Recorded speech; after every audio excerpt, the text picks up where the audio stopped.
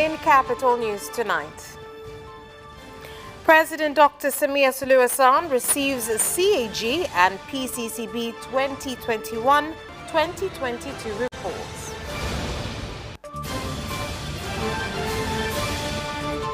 Train passengers stranded in Same due to rains that destroyed infrastructure.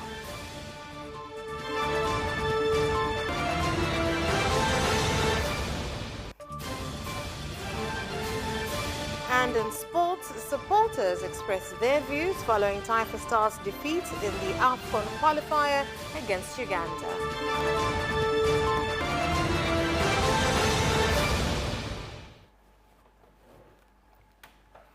Good evening, this is Capital News at 9:30. My name is Vanessa Victor. Let's get things started with the national news. The President of the United Republic of Tanzania, Dr. Samia Suluhu Hassan, has said the insufficient communication between Tanzania Ports Authority's TPA and Tanzania Revenue Authority TRA have led to the loss of significant public funds. She has also directed all public institutions operating at a loss each year to be revoked and recommended council funds for special groups be issued from the bank. President Dr. Hassan gave the directives at State House in Dar es Salaam when receiving the audit report from the Controller and Auditor General Charles Kichere, as well as the report from the Prevention and Combating of Corruption Bureau PCCB for 2021-2022. Bandari na TRA hawasomani, wakati bandari ndio pointi kubwa ambako TRA wanakusanya fedha. Sasa mifumo isiposomana, hii ni makusudi ili watu waweze kuchomoa pesa. Kuna tatizo gani la kufanya TRA na bandari mifumo isisomane? Hakuna. Kwa hiyo tuwatake TRA na bandari wakae kitako, wahakikishe mifumo inasomana. Nimeambiwa TRA sasa kuna Wakorea pale wapatao wengi tu wamekuja kwa sababu ya mifumo. Wasiondoke, waziri wa fedha, mpaka tuhakikishe mifumo hii inasomana. Haipendezi kila ripoti ya CAG kuna malipo ya riba. Imagine bilioni 418 riba unnecessarily. Malipo hayana tija. Hizi bilioni zingekwenda kwenye sekta gani?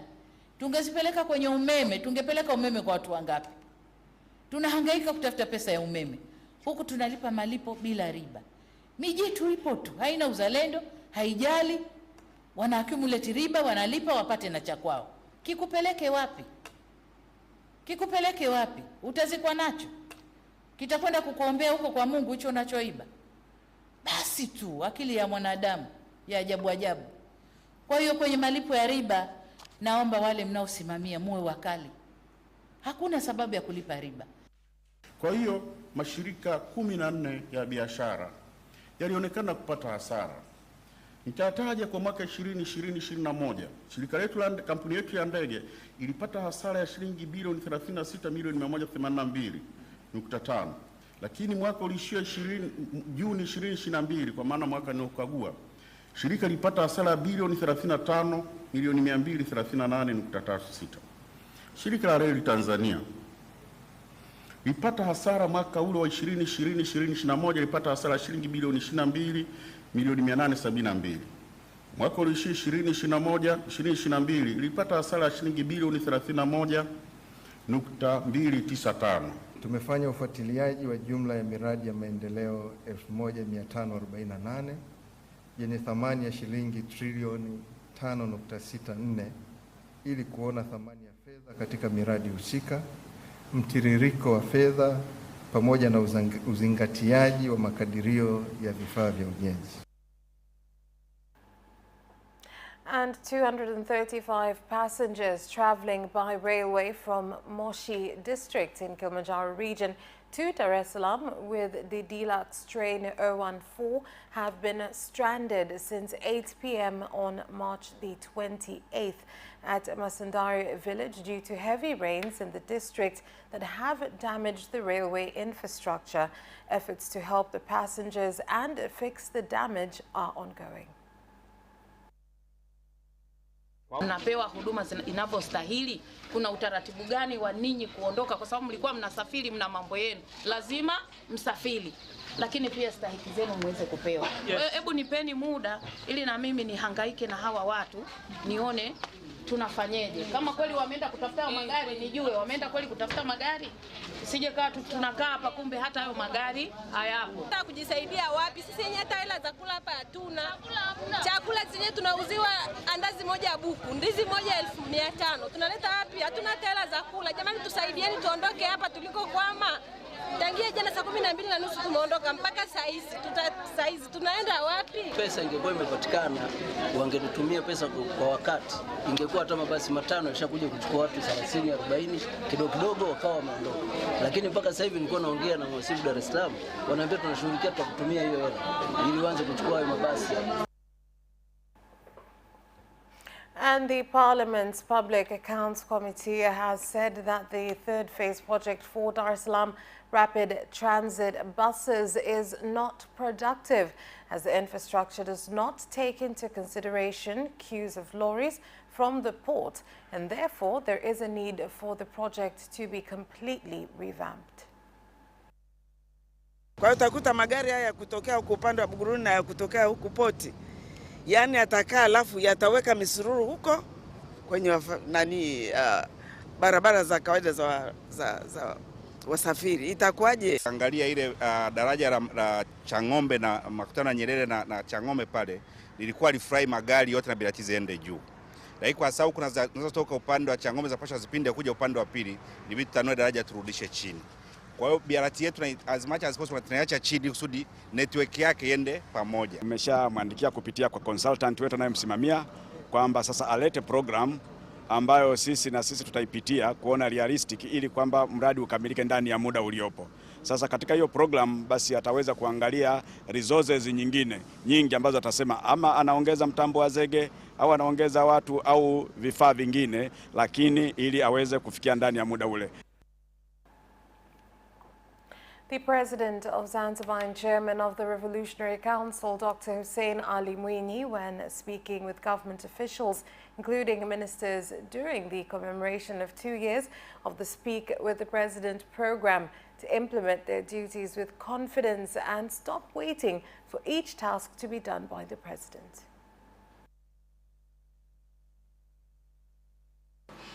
Hamwezi mkategemea kwamba kazi zote nizifanye mimi.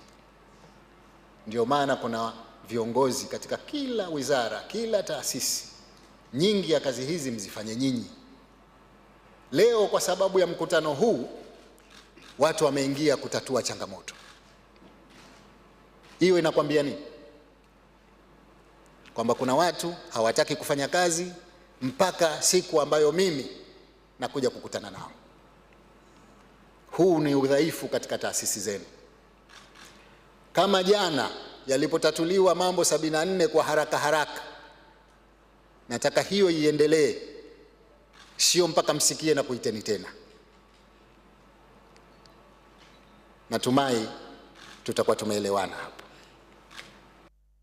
Mikakati mbalimbali ya kuhakikisha viongozi na watendaji ndani ya serikali yako wanawajibika. Na moja ya jambo hili ni uanzishwaji wa platform hii ambayo wewe mwenyewe lilikuwa ni wazo lako kwamba tuwe na platform ambayo itatusaidia kupata changamoto na mawazo kutoka kwa wananchi moja kwa moja. Tunaamini kama malalamiko haya hata huko mwanzo kabla ya kuja mfumo huu wa Sema na Rais, malalamiko haya yalikuwepo na watu walikuwa wanaenda katika hizo taasisi na walikuwa yanashughulikiwa. Kwa hiyo tunaomba mashirikiano kwa wakuu wa taasisi, wajue kwamba maafisa senahara hawa ni wao. Sisi kazi yetu ofisi ya Rais Ikulu ni kusimamia huu mfumo wa Sema na Rais na kuratibu shughuli zake za mfumo wa Sema na Rais tu.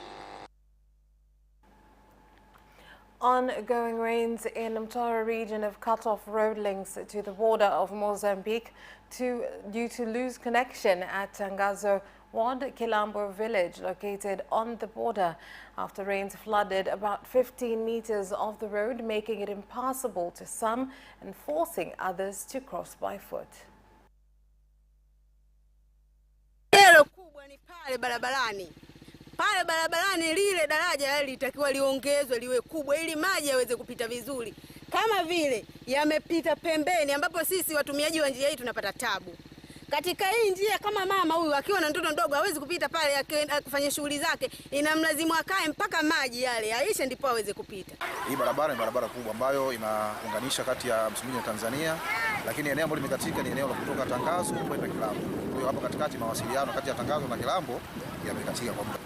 Eneo unaliona kama unavyoona hili si kubwa sana, lakini ni eneo ambalo lina athari kubwa. Eneo ni dogo lakini athari ni kubwa, kwa sababu athari ya eneo hili ni kwamba mahitaji ya watu wa Kilambo kuja Tangazo ni hakuna, lakini pia mahitaji ya watu wa Tangazo kwenda Kilambo pia hakuna. Tumekuja kufanyia matengenezo kidogo ya muda ili paweze kupitika. Then baada ya mvua kumalizika basi patajengwa karavati. The number of nationals from the Democratic Republic of Congo who are seeking asylum in Tanzania have reached 6,000 since they started fleeing their country due to unrest early this month. Mpaka tarehe ya leo tumepokea jumla ya watu 6,021 ambao ni raia kutoka Kongo. Watu hawa wanahojiwa katika minajili sasa ya kuwatambua kutambua hitaji lao la hifadhi, na baada ya kuwahoji sasa huwa tunawapeleka kambini kwa ajili ya kuwasajili kama waomba hifadhi. Naomba nieleweke kwamba tunawasajili kama waomba hifadhi na si wakimbizi. Kwa hiyo tangu tuanze mchakato huu tayari tumeshapeleka kambini watu 3,866. Fika Fizi kuona matatizo iko mingi sana Fizi. Batu kuteseka, batu kubauka, batu kuchinjiwa mingi na babandi. Ikanipermetre nikimbie vraiment nitafute amani kwenye iko. Ndio maana nilifika mpaka hapa kwenye Tanzania. Kajiri kisi tulisikia nchi ya amani, nchi ya upendo. Yaani niko hapa na watoto, niko na familia ya watu 10, lakini mume wangu sijui yuko wapi. Yaani hapa hivi niko hapa nakula na kunywa, lakini roho yangu haina amani kwa matatizo yenye tuko napata Kongo. Ndio niliona nije huku Tanzania labda nitapata hifadhi. Women and children's rights organizations have continued to call on the government to speed up the process to change the legal age of marriage for girls. This was said by some representatives of more than 50 organizations who met in Dar es Salaam to discuss children's rights. Naitaka serikali kupitia Wizara ya Katiba na Sheria kuwasilisha muswada sasa na kuhakikisha ushiriki wa wadau katika kutoa maoni kwenye mswada husika unazingatiwa ili kuwa na sheria inayozingatia jinsia na ambayo haitakuwa na vifungu vinavyoendeleza ndoa za utotoni nchini na kubariki ukatili kwa watoto. Mtoto ni lazima alindwe. Awe ni mtoto wa maskini, awe ni mtoto wa tajiri, ni lazima alindwe. Hata kama yuko shuleni ni lazima alindwe asiingie kwenye ndoa, kwa sababu ndoa ni jambo zito, ni jambo ambalo linafanya mtu awe na majukumu makubwa, ni jambo ambalo linahusiana na afya ya mtu, ni jambo ambalo linahusiana na maamuzi. Na pia unapompeleka hata mtoto wa maskini kwenye ndoa, ukumsaidia chochote kwamba awe na maisha tofauti. That is all for the national news. International news is next.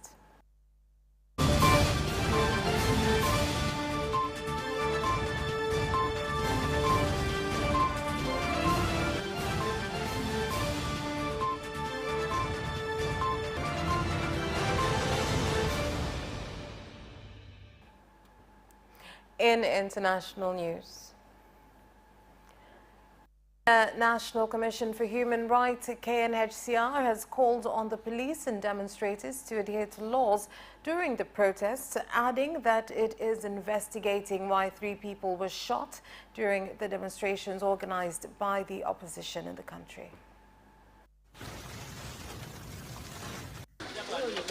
We have in our monitoring noted several people demonstrating are unarmed. We, the Kenya National Commission on Human Rights, call upon citizens to study orders. Meanwhile, the opposition has said that it will help renovation of the church and mosque that were damaged during the protest on Monday night in Kibera area. The leader of Azimir, Raila Odinga, claiming that there are plans to cause chaos during the opposition demonstrations, and Deputy President Rigathi Gachagua assuring that the police will make sure public assets are safeguarded. Wa Kibra ambao walipata madhara juzi, poleni sana. Poleni sana sana, tunaambiwa ya kwamba viosk vilichomwa, sasa mkapata hasara kubwa zaidi. Sisi tuko pamoja na nyinyi. Na nimesema ya kwamba tuwasaidia nyinyi na vifaa kama mabati ya kujenga tena zile viosk zenu. Sawa sawa. Hatutaki ugomvi, hatutaki uharibifu wa mali ya watu yoyote. Tumesema tunataka kufanya maandamano kwa njia ya amani, ambayo watu wasichukue hii kama fursa ya kuingilia biashara ya watu wengine, kuharibu mali ya mtu yoyote. Hiyo italeta sifa mbaya sana kama muungano. Kwa hivyo tunataka amani na umoja ya Wakenya. Jamaa ya maandamano amezoea to force his way into government through violence. And the president of Burundi and current chair of the East African Community, Evariste Ndayishimiye, has commended the role played by the last East African Legislative Assembly in strengthening integration in the region. He also said that the community cannot achieve many of its development plans without coming up with strategies that will involve the youth in the member countries. Masuala mengi bado yanafaa kutatuliwa na changamoto nyingi kushughulikiwa, na kama mnavyojua, sauti ya wawakilishi wa watu waliochaguliwa ina jukumu muhimu. Tuna imani kwamba kwa pamoja tutaileta Jumuiya ya Afrika Mashariki karibu na watu, na kwamba raia wa Afrika Mashariki bila shaka kupitia ushirikiano wao wa moja kwa moja watafaidika na kupata matunda ya mtangamano wa kikanda.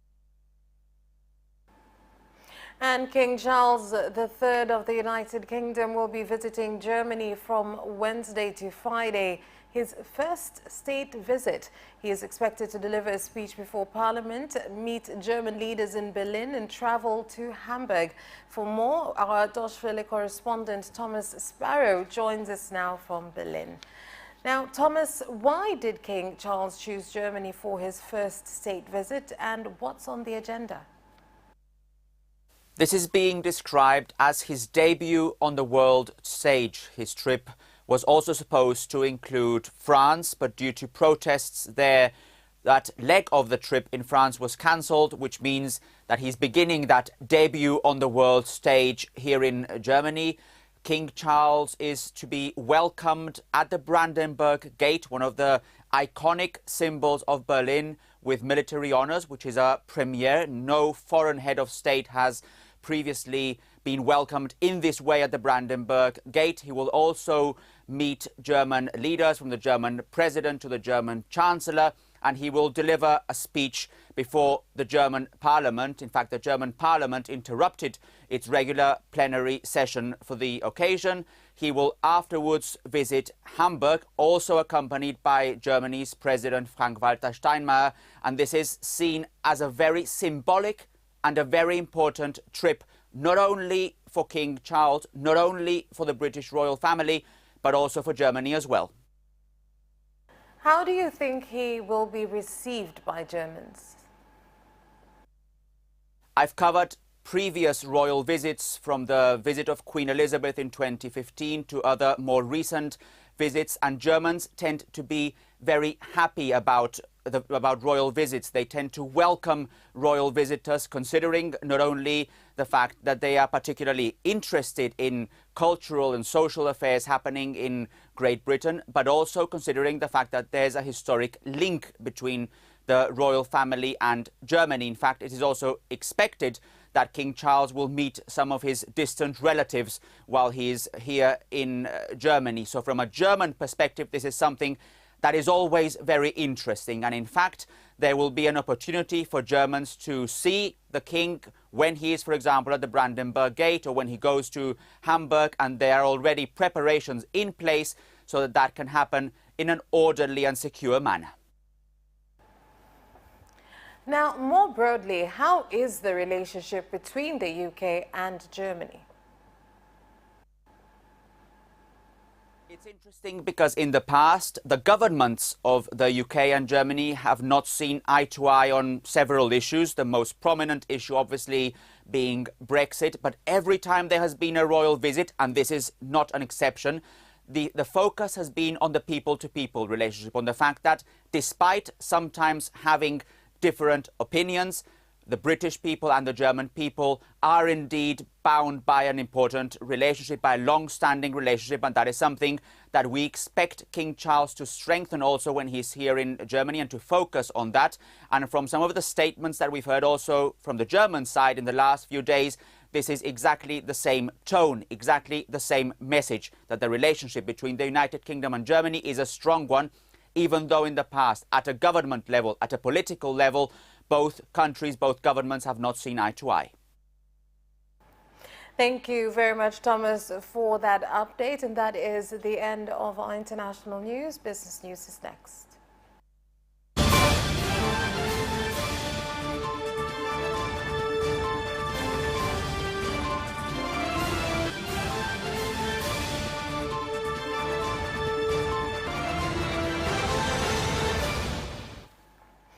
In business news, NMB Bank has launched a 3-month campaign called Bonge la Mpango Moto ni Ule Ule, which aims to sensitize the importance of savings and also give various prizes to winners of the campaign.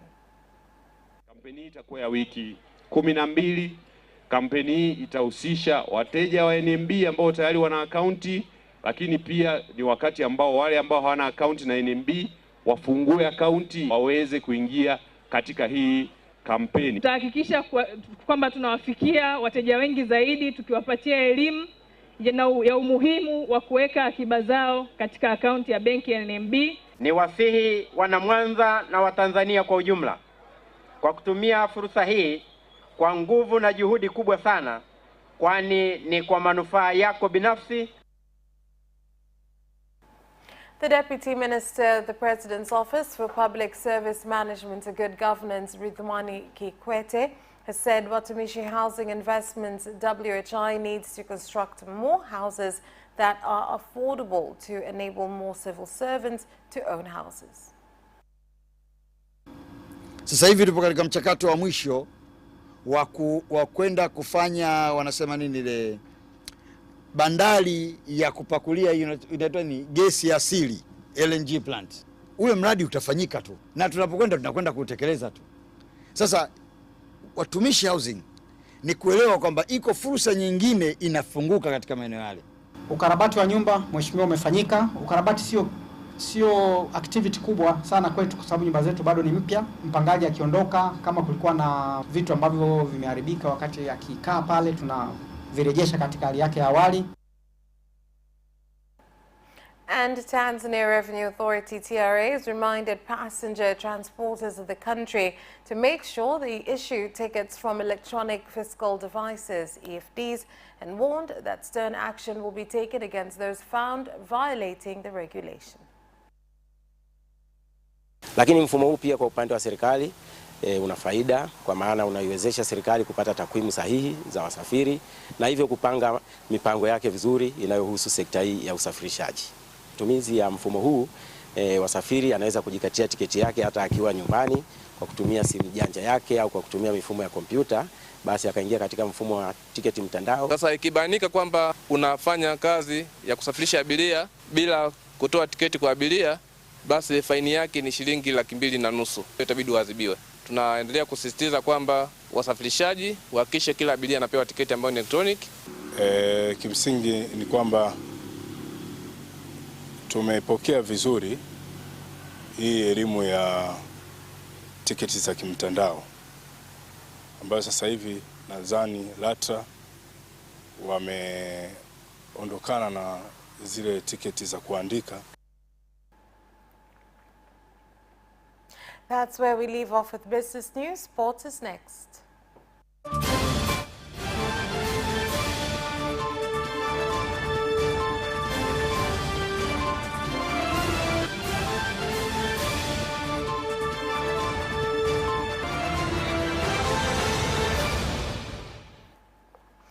In sports news, Taifa Stars supporters expressed different views following the national team's 1-0 loss to Uganda in the AFCON qualifier last night, played at the Benjamin Mkapa Stadium. Mechi ilikuwa 50-50, labda kusema kwa sababu ya mvua. Pia tunaweza kusema pia uchovu unaweza kuchangia. Unajua kutoka ucheza 24 afu ucheza 28. Ni mechi, yani kurecover inakuwa ni muda mchache sana. Lakini niseme tu Watanzania kwa ujumla bado tuna nafasi ili timu yao tuzidi kuwa support. Hatukucheza kama vile timu ya nyumbani, hatukuchukua nafasi zetu. Hata nafasi zenyewe tulizotengeneza ni chache. Japo hata ni moja, hata shot on target niliona sijui ni moja, hata haikuepo.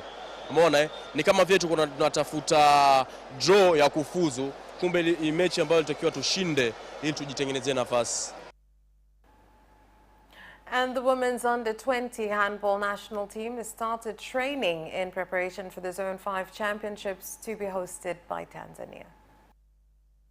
Kwa sasa hivi ndo wameanza kuripoti kambini, kwa hiyo bado timu nzima haijakamilika, maana ziko timu mbili.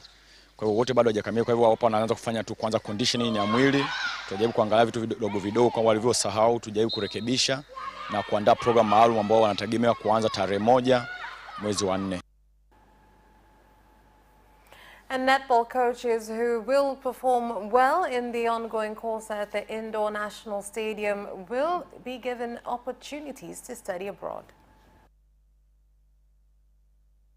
Tunaomba vilabu pamoja na shule zote za sekondari pamoja na shule za msingi watumie makocha ambao wamepata mafunzo. Tunategemea makocha hawa waliopata haya mafunzo wakirudi kwenye vilabu vyao, shule zao, watafanya vitu ambavyo ni vya kisasa zaidi. And that sports item ends our news bulletin for tonight. On behalf of everyone who worked to bring you this bulletin, my name is Vanessa Victor. Thank you for watching. Have a good night.